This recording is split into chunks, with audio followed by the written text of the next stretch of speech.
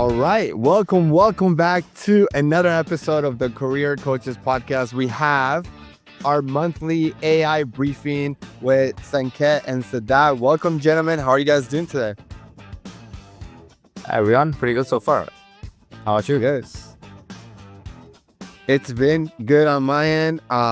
Since last time we've done this podcast, we got the chance for the three of us to meet in person, hang out, do some work.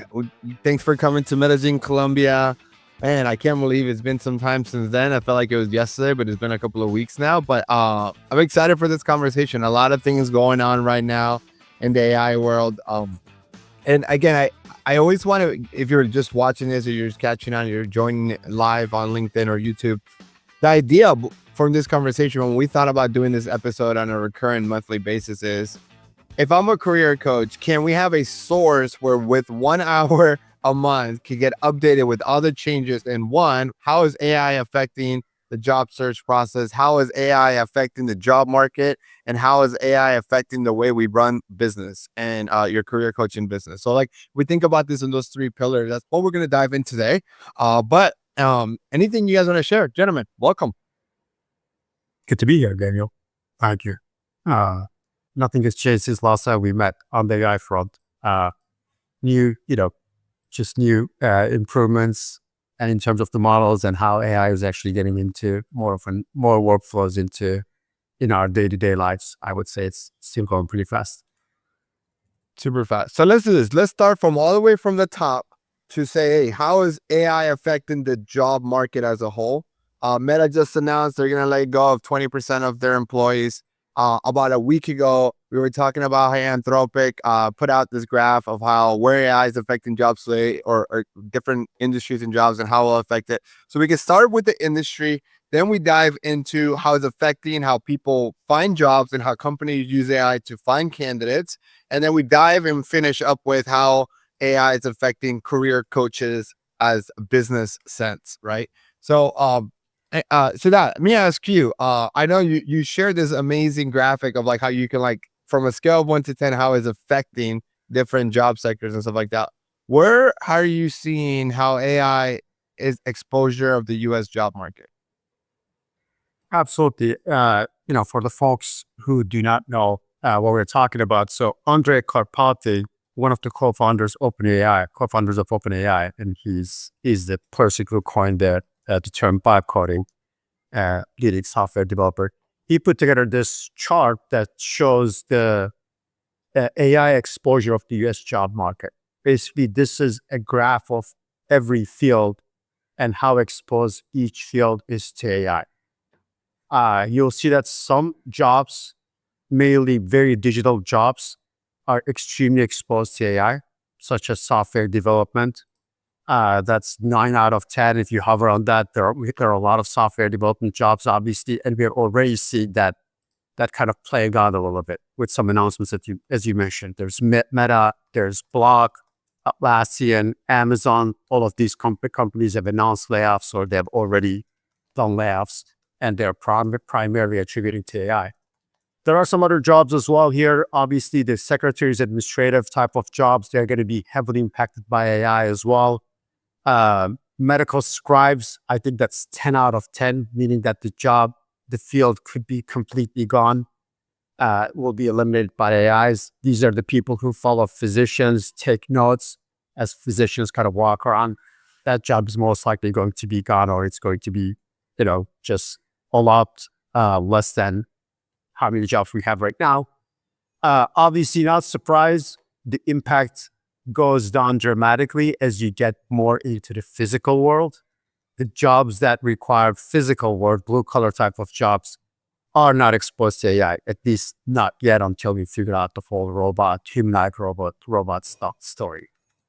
That's roughly what this chart shows. And this is from the real data as well, how many jobs we have, what would be the wages exposed. You can see on the left side. Everything is pulled from the real labor market data and obviously synthesized with AI to show the potential impact, we should say. When I look at this graph and I just see all this red, and then I look at the left-hand column, it just, to me, what's really interesting is that the higher the paying job, the more exposures. You have 6.7 exposure out of 10 for 100K plus jobs. And then for the 35K jobs, you see a 3.4. And I think what's interesting in this is that like blue collar work was affected before with factories and so on, and then now AI is affecting more white collar work. And man, if there's one thing that I took away from our conversation when we were talking about this in Colombia, was that you're like, I am like 9 times, 10 times more efficient now because of the way that AI can help me write code than it was a year ago. And because at that time, Meta hadn't announced the 20% layoff. That came in like yesterday or a couple of days ago. But it was during the time that Block and Jack Dorsey announced and made that like very public post about it. And so yeah, you see this here, and it's interesting. Yeah, this is Exactly. I mean, to your point, absolutely. This is probably the first time in the history where more high-paying jobs are being impacted by uh, disruptive technology, right? And that's understandable because the jobs that are paying highest right now, or the way they evolved in the last 50, 60 years, they tend to be more digital jobs, whether these are software engineering, C-level jobs, anything that requires you to be pretty much online all the time. But now, obviously, the other side of the coin, now they're being impacted by AI. The thing that, I mean, I think the joke in software development industry is that we have actually built this technology and it's eliminating us. Yeah, isn't that ironic? yeah, and everybody's. But in terms of the productivity, absolutely, I can, and this is not an exaggeration. I think it might sound like it, but maybe not 10x. But AI certainly have made me 5x more productive than I was before. Uh, I no longer write code manually. That's something that I did for about 15 plus years. Now I basically just tell AI what to do and it does that. I will just give a set of instructions and it executes it for you. You can even save these set of instructions. You can have it remember. So it's slowly replacing some part of the job that you were doing, your responsibilities, and you're offloading to your AI agents. And that's going to basically happen for other jobs as well. Absolutely. Yeah. I think one of the things that I want to, cover is in that visual, like if you see, like it's more like a heat map, right? And which talks about like, there's one parameter of how deep the impact of AI could be. So it includes the fact that the more digital in nature, the higher the impact, and hence like the more reds, right?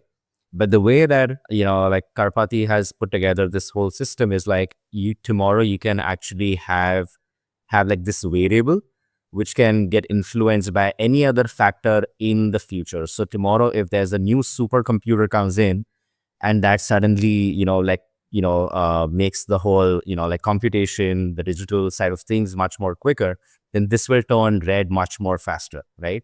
Or on the other side, if there's a big policy change, whether it's in the US, in China, globally, like EU, especially like, with the new changes that they're bringing to the bill.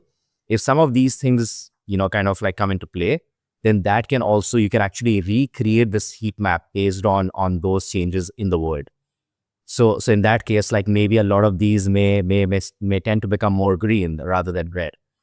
So that's the beauty of like the way that the system has been put, that in future, as we continue to evolve over the next few days, months, years, like you can actually have like multiple versions of these. And then there's not like just one way to look at this picture. But then like depending on these factors, you will have that flexibility to understand what exactly and how deep that impact could be of whatever change that happened in the world for some of these industries. Do you think then it becomes a good idea if we plan to do this podcast on a monthly basis, that we come here on a monthly basis and kind of talk about what are some of the changes that we're seeing? Hey, are we still trending the software developers that are 9 out of 10, right? Like, do you, or some of the things changing? Like for me, like I look at graphic designers, it's like probably a couple of years ago, in the size of the business that I have, we would need a graphic designer. Now I just saw something from Canva that you could literally get an image made on ChatGPT or the Google Banana, something that you I don't even I think that Nano Banana, and like you can put it on Canva, and then Canva can it's called layers or something like that, and it can break up the layers apart. And now, because that was the biggest issue that I had with AI generated images, is that editing them was so difficult, and now Canva just within an update eliminated the need for graphic designer. It is extremely powerful. I've been like power using that feature lately, and I'll show you like some fun stuff like maybe towards the end of the call. But yeah, it is extremely powerful, and it totally gets better from here. So yeah. Yeah. I think this graph obviously considers the nature of the job. This is not the immediate impact. That's why you see graphic designers 9 out of 10, software developers 9 out of 10. I don't think that is going to change. I think one big factor to this graph would be, as Sanket said, either regulations, but that would basically not be a natural factor. It would basically kind of stop the AI's influence of the job market. That could happen, obviously. It doesn't seem like it's going to happen because we're in an AI race with China. So I think we're just going full force on both fronts. And the second thing would be, as I said, the robotics. If that gets more advanced over the years, and it will, but we don't know how fast it will be, then this graph could dramatically change again. Those greens are going to be basically exposed to the to robotics as well, and then we can expect them to turn a little bit reddish. Yeah. Then going back to our idea, I think it's a fantastic idea. I think we should kind of like do this like monthly thing just to see, where it's trending. And I think, for a lot of people, I think it's gonna be extremely important like to see how things are panning out and where they are. Yeah. No, I think we definitely can come and revisit this. What I think this is such a great graphic in the sense of, this represents the U.S. job market, so it will be different by country and so on. But like, you could see, yeah, wow, like there's just so much red in the middle. Yeah, interesting. And we'll put this link inside of either both on LinkedIn and YouTube. You're gonna be able to see this, have this link yourself as well. So now we kind of understood, like, okay, there's a lot of changes happening in the job market and who's going to be affected and who's not. We've seen the news from Meta, from Block, right? So that's going to continue to trend. I guess the next conversation that I want us to dive into is it's more about how are companies using AI to now hire? Yeah. I think like primarily, I think even like, just taking a step back, even with regards to the layoffs, right? Like if you see like these layoffs, like the way that they are kind of like the way the leadership is talking about it, and what they are like talking about like in terms of the financial numbers, I think even though like they're talking about like, tens of thousands of people, that they want to lay off, a massive amount of that is going still into like AI infra, AI computing, and just like trying to, build more and more systems internally.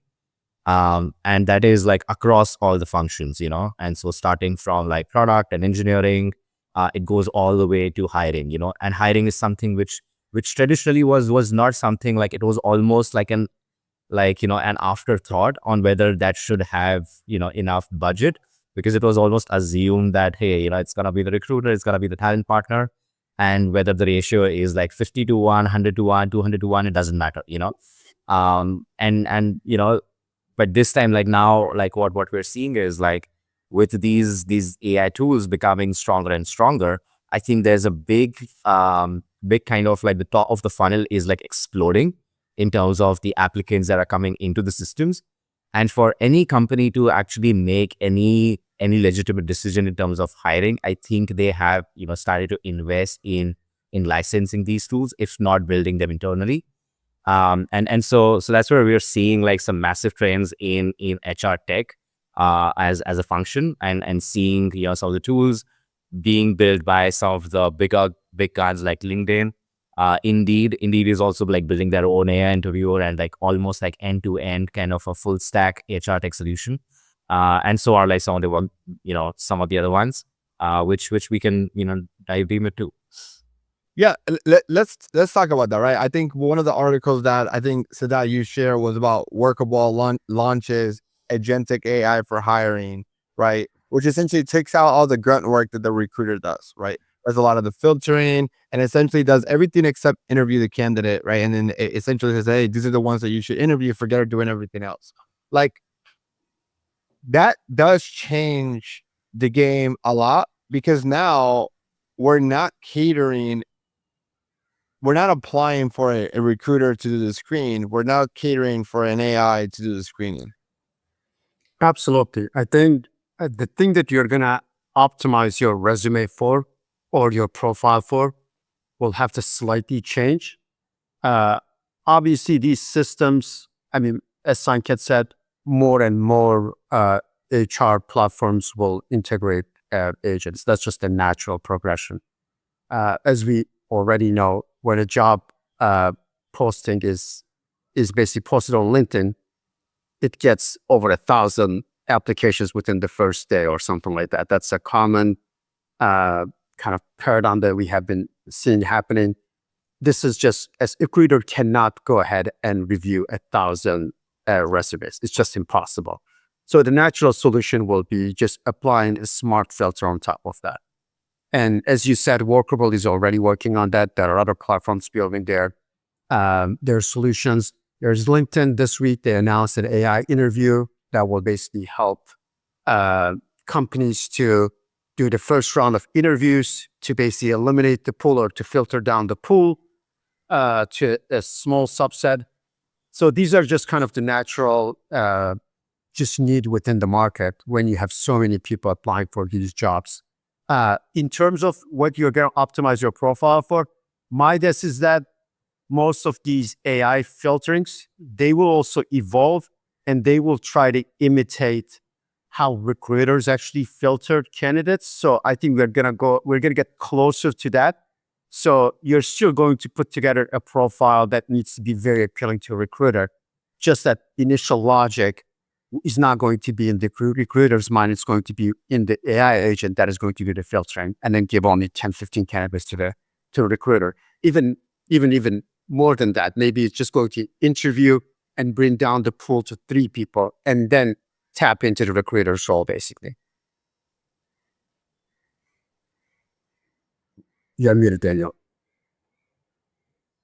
This is where I think like we're getting one step closer to no more applications are going to be needed, right? Because like at this point, you have the AI agent that's saying, okay, Mr. Hiring Manager, what is it that you're looking for?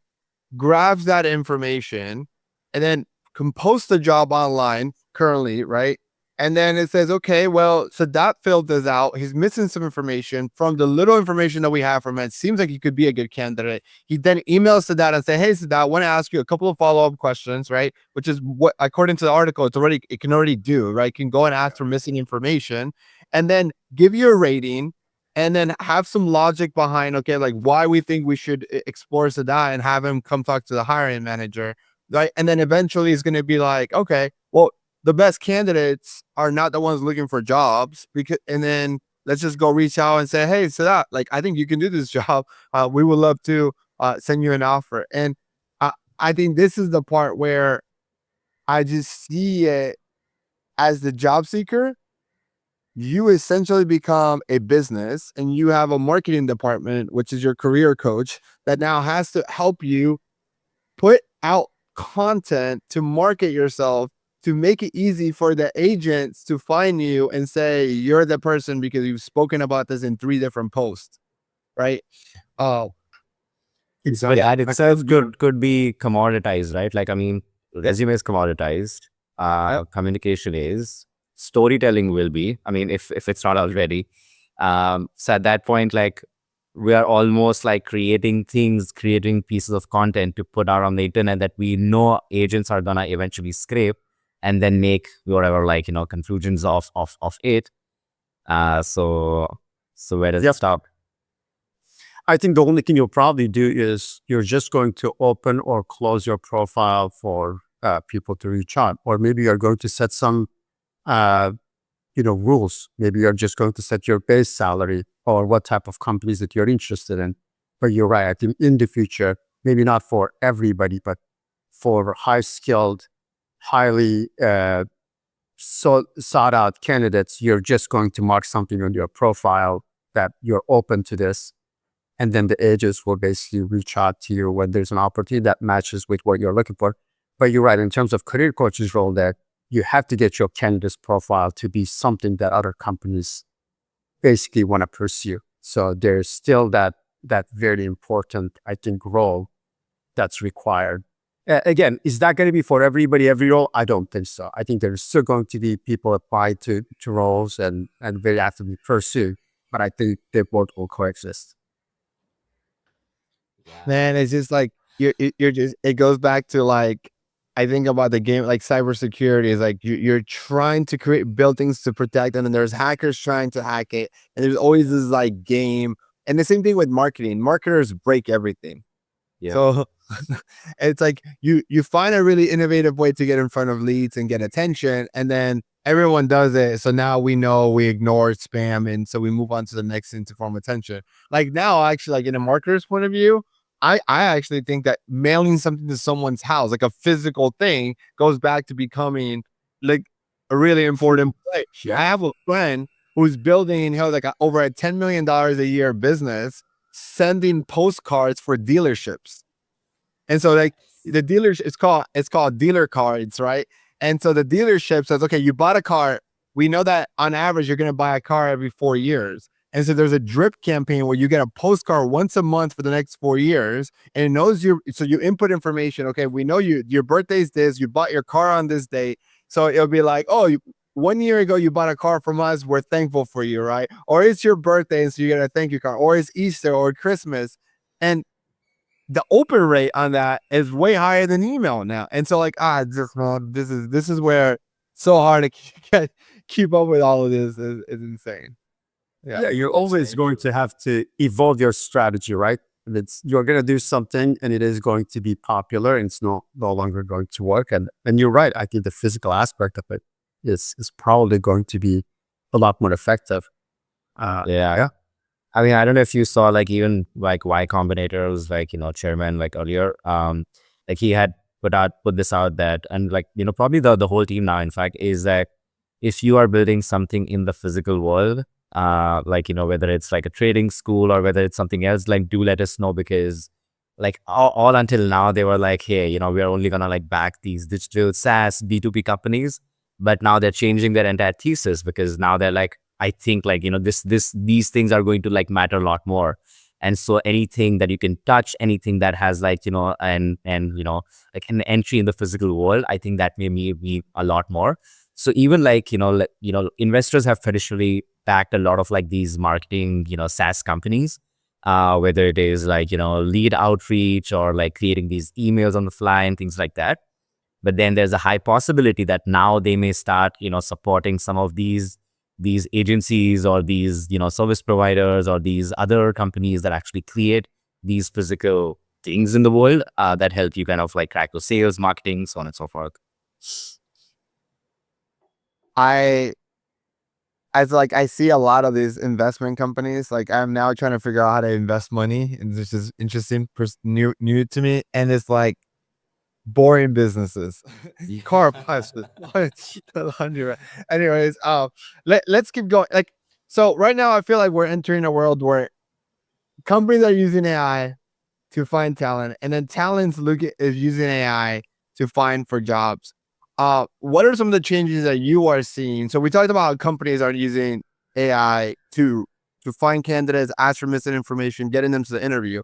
On the flip side, what are job seekers using? What tech? I think Sanket, you mentioned LinkedIn now has interviewing. What are some of the things that are new or update or things that maybe we didn't talk about in the last episode that job seekers are using AI to help them find jobs? Yeah, I mean, sorry, I didn't have the audio before, but did we talk about like the LinkedIn interviewer, like the one that they're building right now? No, no. Yeah. So yeah, I mean, LinkedIn, like I think last week they posted, I mean, in general, like if you see, like if you go to your premium account now, you'll see like whole bunch of like the same capabilities kind of repackaged than before, like in terms of like, how to, how to interview better, how to write a profile better, how to find a better job, things like that. But I feel that space is going to continue to evolve.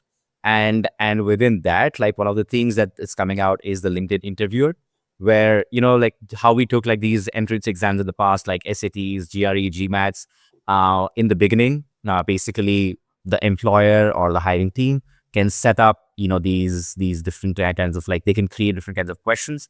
They can create like these rubric or the kind of like the formula or the things that they should be made benchmarked on, like what's most important for the team. They can put like these ideal answers, everything put together. Then the AI then creates these interviews. They can send out these invites to whoever, like, maybe through an email, through a connection request. They can request, potential candidates to come take part in the interview process. Again, like it's pretty, similar to how we had these other entrance exams where in the beginning you had like a mock interview of sorts, just so that you get more familiar with the system, take away the anxiety of like, actually talking to like a bot. And then like once your mock interview is done, then you can start the real interview. And then once the real interview is done, like, both of, they get, access to the recordings, and the, on the employer side or hiring side, there's a whole bunch of analysis that we do on, the body language, the communication, the answers that were benchmarked for.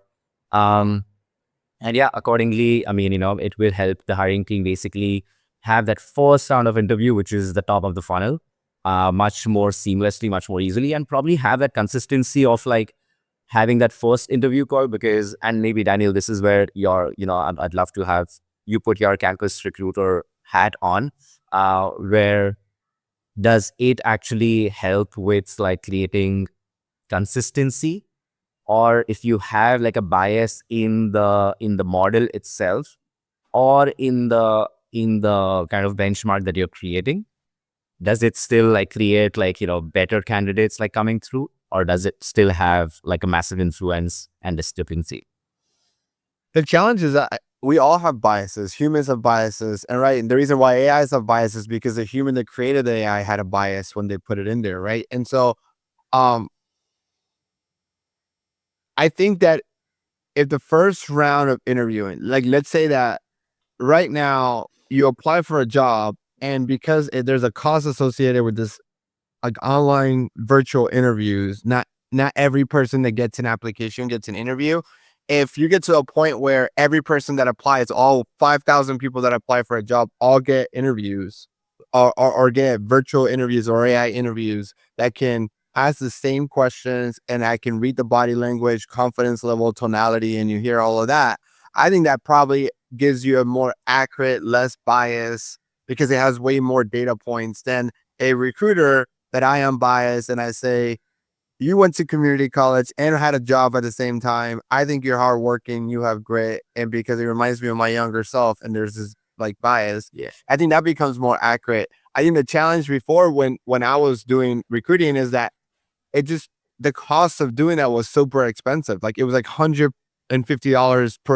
per interview that you submit. So if you have 100 people applying for the job, you couldn't do that. You had to be like, I'm gonna only give it to the top 15, 20 people. I think now the cost of doing that, I mean, you guys would know, if you were to add that to the AI tool that we're building, how much would it cost for a coach to do that? Like cents? I don't know. You guys tell me. Like right now, like $1, $2, I don't know. A lot less for sure. Exactly. Not $150. Definitely not. Yeah, it would be Right? maximum the single digit dollar cost for sure. I think when it comes to business, it always comes down to profit. And so profit, revenue minus expenses. If I'm hiring, that's an investment. There's a cost associated with hiring.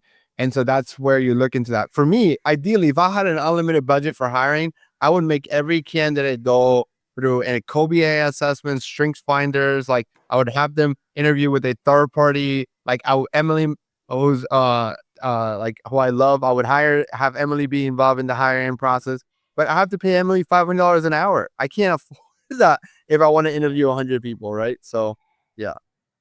Yeah, absolutely. I think it is certainly going to bring down the cost dramatically. And in terms of the bias, I completely agree. I think they are not going to be as biased as human beings, although you are going to be able to customize these bots with what you're looking for as well. So this is going to basically care about what skills you want, what are the things that you can build into the system. I am sure in the future there will be some lawsuits because somebody will put something about a specific age or maybe sex and things like that. Maybe not directly, but uh, we know that there are obviously some rules within the United States where you cannot basically discriminate based on age and things like that. So I think this will come up, but my main takeaway would be that I don't think they will be as biased as human beings in general, because we are consciously and subconsciously biased when we interview candidates. Everybody is, as you said.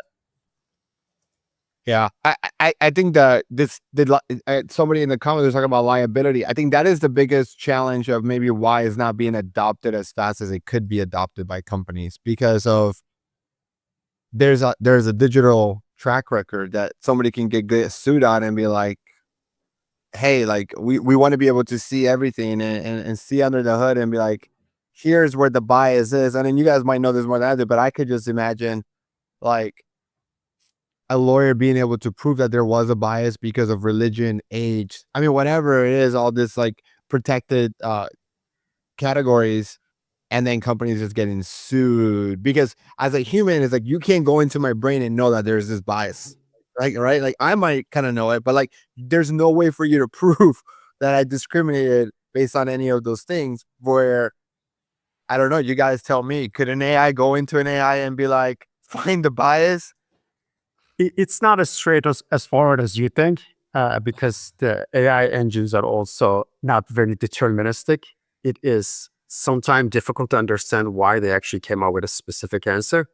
And I think to your point, the industry will evolve. I'll give you an example. For example, last week, Amazon had a massive outage, severity one, because software developers were checking in code that was written by AI without reviewing them. And Amazon basically just put a stop to it. It said no code will actually go into production or important parts of the production software without human reviews, basically.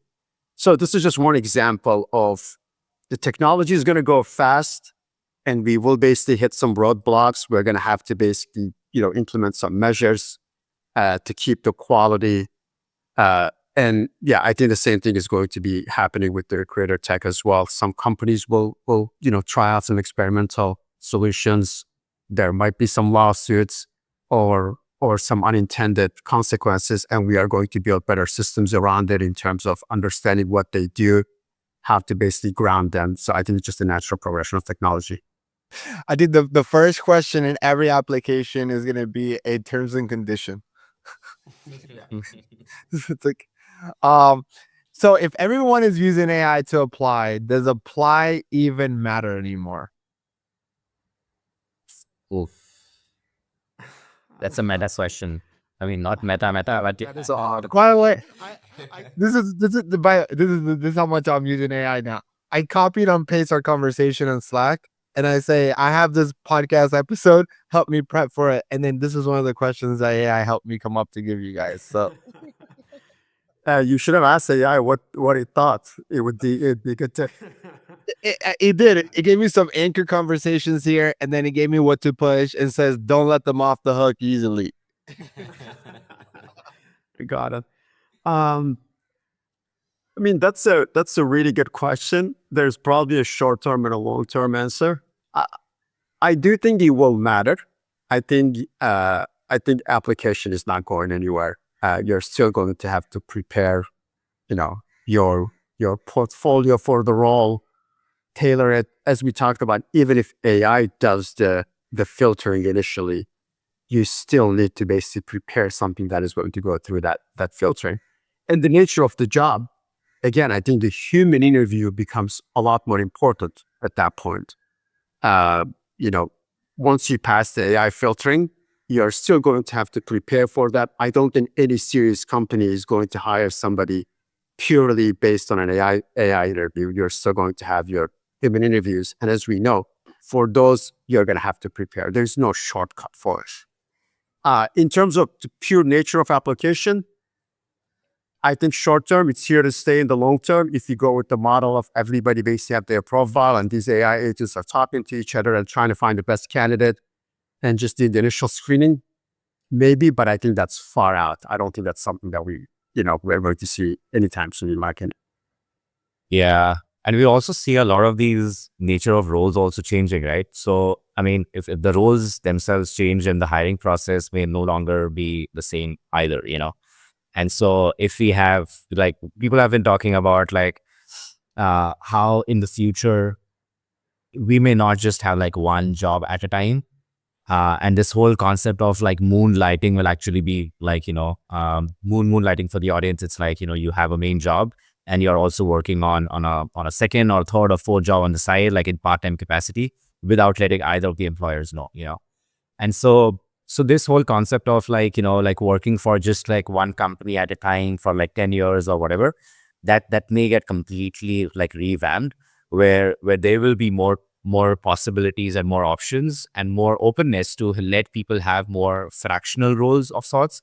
So you can be head of growth at one company, but then you can also take on like, lead marketing for like one of the other, startups or like one of the other, companies that are, out there. So there will be like, there's a possibility of like people having fractional roles. And in that case, like the whole idea of like hiring may completely change, because then you are bringing somebody in for maybe 6 months, putting together a solid system for the company, putting together a great team, sort of that they can execute on. And just, yeah, I mean, just handing over like the company in a better shape and then move on to your next project. So rather than jobs, like it may become more like projects for people in the future. And that will allow them the flexibility on both sides of like, hiring for that time. That's a very good point. One thing that I'm going to add there is AI gives you so much leverage that now I think the concept of paying for time, people will still pay for your time, but it is going to be mainly paying for the outcome. If you can actually deliver an outcome in 2 hours using 20 agents versus you're sitting at your desk for 20 hours, trying to build something 20 hours versus 2 hours, people are going to basically go with the outcome. They're not going to care how much time you're spending. So I think that mental shift, not in every single job, you're still going to want to hire somebody full time to have their full focus on your obviously role. But I think pay for outcome is going to become a lot more important with the AI giving you the leverage. But then everything points that every person just becomes their own business and their own little, like, I was just watching the podcast Moonshot, right? I don't know if you guys have heard of that podcast. And there's this guy, like, just, I don't know if he's the founder of OpenClaw or he just talks a lot about OpenClaw, but it was this guy, and he was essentially saying like how he has like all this little mini Macs, and he has like his chief of staff, and then he has like all this different agents going all at the same time. So he's like corporate structure set it up. He's the CEO. He has the chief of staff. He has like this, like, he uses a different model that's better for coding, and he uses this model that's better for research. Like things that I get way above out. Like, to me, if you guys were to tell me I can help you set up OpenClaw, I'll buy 3 mini Macs, go to Minnesota and hang out with one day. Have it all set it up. If you just give me the green light, I'll be there Saturday. I'll make the margaritas. Yeah, love it. But to me, like that, to me now, I'm just thinking, okay, everybody will eventually be ran like a business. They'll be their own CEO. They'll have their subject matter expert. They'll bid for projects. It's like we're a career coach. We tell them all the time, do not sell for hours, sell for the transformation. Have them pay you. You work with them from beginning to end until they get a job, right? And that's going to be better for the client and better for you. But now I'm just seeing the job seeker is going to be the same thing. And you're just going to essentially go and just get hired for this specific transformation. And even if like the next question that like as I prep for this interview is like, what actually gets someone hired? The reality is, like, I have a little bit more insight from the coach, the working with the career coaches that I do. And what I'm noticing across the board, that the best strategies to get hired in 2026 is all about visibility. It's all about creating content on LinkedIn. It's all about commenting on the hiring managers that we think, and the companies that we want to work for. It's all about networking and building relationships and doing coffee shops. And so it ultimately just becomes you're marketing yourself. It's all about visibility. So if the way to get hired in 2026 and what we're seeing our clients, like the job seekers get the best results on, are visibility strategies, because now a good resume is a commodity because AI can write everyone's resume to be you're an all-star. So then it becomes what your visibility, your projects, your branded materials become the competitive advantage. You're at this point, you're just a business. Now everyone's a business. Every career coach is a business coach. I agree. I think that's a good way of looking at it. I do. One of the things that I'm going to touch on is we were talking about job seekers and interview. More companies, this is happening in the software industry, where companies are asking you for an AI interview. This is an interview where you can actually use AI, and you are basically judged based on your skills around how to use AI. I very much suspect that very soon, in probably a couple of months, people are going to ask about your AI setup. Just like your Mac Mini, you have your CEO. If you are in marketing, people are going to ask about your maybe skills, your AI setup, how you're using it, because this becomes extremely important in how you do work, how much output and quality output you deliver. At that point, I agree with you. You're a business now. You have your agents, you have your setup, and you have to market that the right way. I think that's when the career coaches come into the picture. Not only help people to basically put importance on that setup, understand the AI in their role, as well as just building their obviously persona. But I think the analogy of you're becoming a business is going to become more and more real with AI. Yeah, when they hire you, they're hiring your little army of agents. Yeah, and so like, hey, you get one for the price. You get 10 for the price of one, right? Interested. Now we're flying through this. Let's go into career coaches and how career coaches can use AI to build their business. And we talk about building a business that's impactful, right? Helping clients get really good results, scalable, but also profitable, right? And if there's one theme that I've seen in the last couple of days, at least when I'm talking to clients or ex-clients, it's like profitable. So what does a career coach who fails with AI looks like? Again, my AI helped me come up with that question. So I'll let you know. I'll let Sanket take that one. Yeah, you give me this info. I am lagging. I mean, for me, I'm still looking at career coaches, because what Daniel was mentioning, and I was still lingering around that.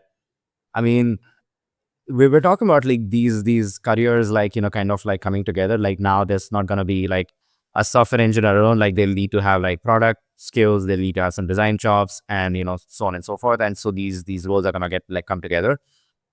I was thinking about the same for career coaches too. Now it's no longer just for the career coaches to help their clients build the best resume, or build a framework to apply to jobs. But then the same how do you prepare them for this new world, and does that then make them also become like a life coach, a business coach, a growth coach? And so how are the career coaches only focused on leveraging AI to just help the job seekers and kind of help them get to the right finish line? Or are they also now they'll have to start leveraging AI to kind of also start becoming a growth coach, a business coach, and everything put together? Yeah, I think I agree with Sanket and what Sanket said. One way to look at it would be, we know that AI will automate tasks. So if your job is just optimizing a resume, you're going to have to look at it very carefully, because that task itself is going to get automated. Sure, you'll still have your knowledge. You can actually plug in your prompts, but more or less AI models are getting extremely stronger. They are going to be able to replicate what human beings are doing at a very high scale. So I think you have to kind of look at your job as a career coach to understand what is the moat that you're bringing on the table. What's your impact? It shouldn't be just a collection of couple tasks. There has to be something beyond that. And we know that the most successful career coaches, they have a system, they have a different way of looking at their jobs, job search and helping their clients. I think that becomes extremely important. So for me, I'd say what a failure. What does failure look like when it comes to AI and the career coaching? I would just say that just looking at your, practice as just small set of tasks and just optimizing that with AI, that might work right now, but I think you have to look beyond that. And you also shouldn't really try to jump on every new AI solution. I think you have to look at it kind of holistically, what your program looks like, what's the value you're bringing to the client in the world of AI, kind of automating a lot of tasks. That would be my look at it. So what does a coach who wins with AI do differently? I think one thing that I was going to say is with the introduction of one technology that's becoming quite popular now with the agents is skills. Basically, this is a reusable set of instructions that you build, just like what you mentioned that Moonshot episode, right? He had his CEO, he had his marketing department, he has his lead agency. The way he built that is every single one of them is a skill. You basically have this persona that you build with your own touch using your prompts. And then now it's your fingertips. You don't have to repeat what they need to do every time you need something from them. I think looking at your job, your practice, trying to identify the pieces that you can kind of create a skill out of and just automate would be extremely helpful. That's one way to leverage AI. But again, you also have to have obviously your personal touch on top of that. If that goes away, then you're just a self kind of instructions. Yeah. But I'd say just automated stuff, try to dump them into skills, try to automate them so that you don't have to spend a lot of time on these on a daily basis. That would be one way to look at it. Yeah, I think the part. Go ahead. Go ahead. Realities, yeah. I was not talking about anything technological. I was just going to because I was going to talk more about like yesterday. I had a really good experience that validated why coaches are important. But it's not even about career coaches. It was actually, and I'll share this and then I'll bring it back to you. But yesterday, so I am trying to lose 20 pounds in 3 months, right? And yesterday, I always try to do a 24-hour fast once a week. And I usually do it on Mondays because Mondays, I have so many meetings that I even book a meeting on my usual lunchtime, which is 1 to 2 p.m. And yesterday, we had a partnership meeting, but Reno was sick, was on vacation. Salo was sick, and it was just Adam and I. So we decided to move it for next week. And then our leadership meeting, we had canceled it because we have a whole day of planning on Wednesday. And so what usually meant to have a really packed from 8 a.m. to 7 p.m. packed of meetings. I had a 3-hour gap that I would just became very hungry because I wasn't like, I'm not hungry right now. I'm fasting, but I because we're in this really good conversation, I just don't get hungry. And ChatGPT can give me the strategy. It can tell me you should fast 24 hours a day. This is what's healthy. This is why it's not healthy. And I wanted to quit. I wanted to just go get lunch because I had the time to go cook. And I texted my fitness coach, David, and he's not on LinkedIn. So but shout out to you, my friend. And what he did was really interesting is that he said, send me a picture of your calendar. And then he said, okay, drink 1 cup of coffee, drink a glass of water, and then wait 30 more minutes. And if you're still hungry, fine, eat. But he knew that at 30 more minutes, I will only have 10 minutes to cook something. So I wouldn't even eat because by the time I cook and eat, I wouldn't have time. And then he texted me an hour later and said, well, the hard time is over. Now you have meetings back to back. You can now finish your fast, right? Wow. ChatGPT could have analyzed my calendar and told me, hey, Daniel, there's a gap. But I don't respect ChatGPT to like, it's his accountability. I didn't want to let him down. Yeah. And the human part of like, you did it. How was the barbecue? Because he also saw I had a barbecue at night. Just eat all the meat that you want, eat all the protein that you want. That's the part I just don't think that like, even if ChatGPT can analyze my calendar and is smart enough to do that, which I'm sure it can, that human accountability was why I didn't fail.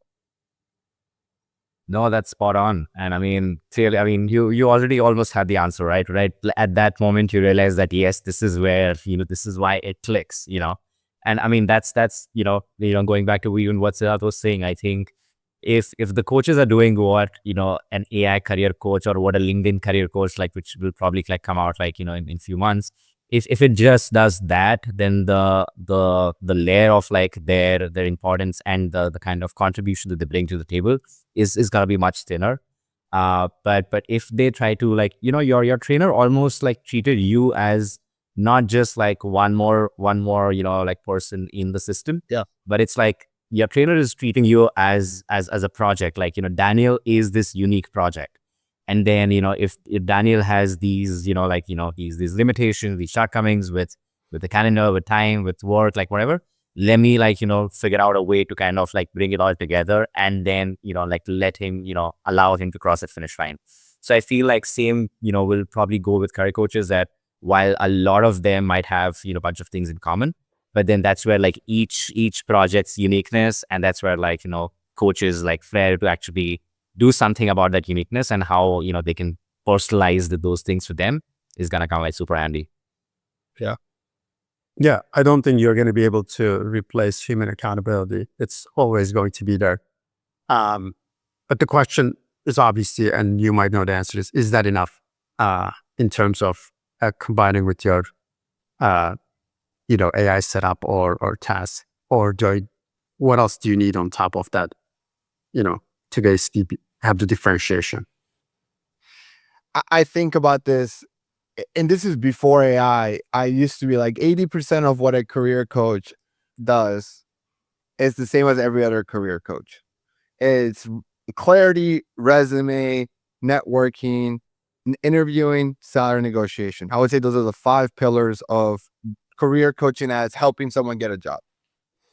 I think 80% of that process, if not more, right now, let's say 80%, maybe tomorrow is 90%, is going to be done by AI. I think the tool that we're building, when we build it, we think about those things, all those, we think about features or skills that can replace a career coach, right?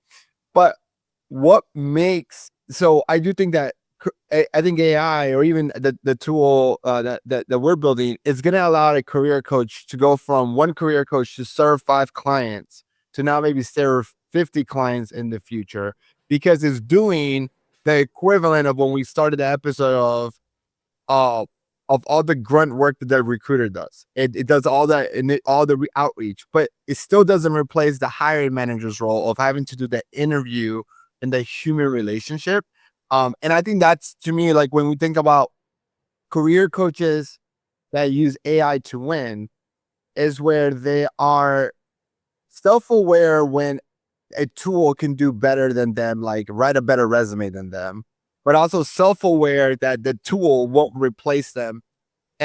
And I think a lot about this like little clip that I saw from John Cena, out of all people in the world, like this, that he has this like little watch, and is engraved in 2 sides. And in one side, it like tells them like you're more than enough, or something like that. And it just says like, hey, whenever you're scared, you feel out of place, you're more than enough. Like, you could do this. You're meant for greatness. But on the other side, it was like a Latin phrase that says, you're just a human, right? And so whenever his head gets too big, when he thinks he's the number 1 wrestler in the world, that he thinks like he's God's gift to earth, right? He then remembers, I'm just one out of 8 billion people. And I think about that. I put it on my Instagram story, and I said, every entrepreneur should get that when they open their LLC. And if we can't do that, can we give that to every single person who joins Opni and wants to build a career coaching business? Because I do think is like, in one way, and I think about this in AI, and AI is this 2-sided coin. In one way, as a business owner, and now that we think about job seekers as business owners, I need to use AI. I need to be efficient. I need to be able to do more with less and build this team. I'm the CEO, and I have this army of agents doing things for me, right? And I'm able to now work with 50 clients today, maybe 100 clients tomorrow, because of the AI. But at the same time, I have to remember, it still comes down to the human interaction. It still comes down to the relationship building. It still comes out with the trust and the respect that I have, because you're a human being. And then it's like finding that balance. And I don't know the answer to that. That's my That's my spiel for today. Yeah. Yeah. No, I mean, that makes sense. And I mean, this is, like besides like, what we're doing at Shapeshifter and everything. I mean, in general, I feel that I think coaches will continue to like, if they want to stay on top of like making sure that they are most like, ready, in the right place at the right time, especially with the AI waves just like getting bigger and bigger. I think it's important for them to understand like what's going on in the world of AI, but also at the same time, if that's not something that is their core focus, because at the end of the day, they still have to coach like a bunch of their clients, right? And so it's important for coaches to partner with, a technology, partner, vendor, like whatever, how you're gonna put it, in whatever capacity, just so that like, they at least offload some of the changes that are happening with, with AI and tech and all of that, and try to like still keep up with that. So tomorrow, if there's a new technology that's coming in, like Sedat mentioned, skills, right? Like clearly, like that's something that you can put into a tool, and then make sure that you are kind of leveraging it in the right way. So wherever you have gaps in your current team, wherever you feel that there are certain areas that are, you don't have support for, you can actually leverage those, those anthropic skills or whatever to kind of like fill that gap. So in general, I think partnering with, a vendor, a service provider, like whoever, is going to be extremely helpful for you to stay ahead of the curve, while you're also continuing to figure out what actually creates moat for yourself. And for that, you need time. And for that, you just need to make sure that all the grunt work is like being handed off to, these AI advancements and tools. Yeah. Absolutely. So that, any last words as we wrap up the episode, which time flew by. I can't believe it's almost been an hour. Yeah. After Siddharth, I'm gonna have like one more last word just to show you something funny. But yeah. Yeah. Yeah, I mean, last words would be, we are obviously here once a month to bring you the latest on the AI front. And I'm sure it's really hard to know what's going to happen within a month, but I feel like in the world of AI, 1 month are just 1 years, if not longer. Yeah, just come back to the podcast to hear the latest about AI and what's going on in the world of AI, but that you can leverage in your basically practice. Yeah. Sanket, what are your thoughts? You were going to say something else? Or I was gonna say that with these agents going like rogue and like becoming more and more common, while people are trying to put out like great stuff for themselves, they're also now looking for tools to kind of delete some of the trash that they have put on the internet over the years.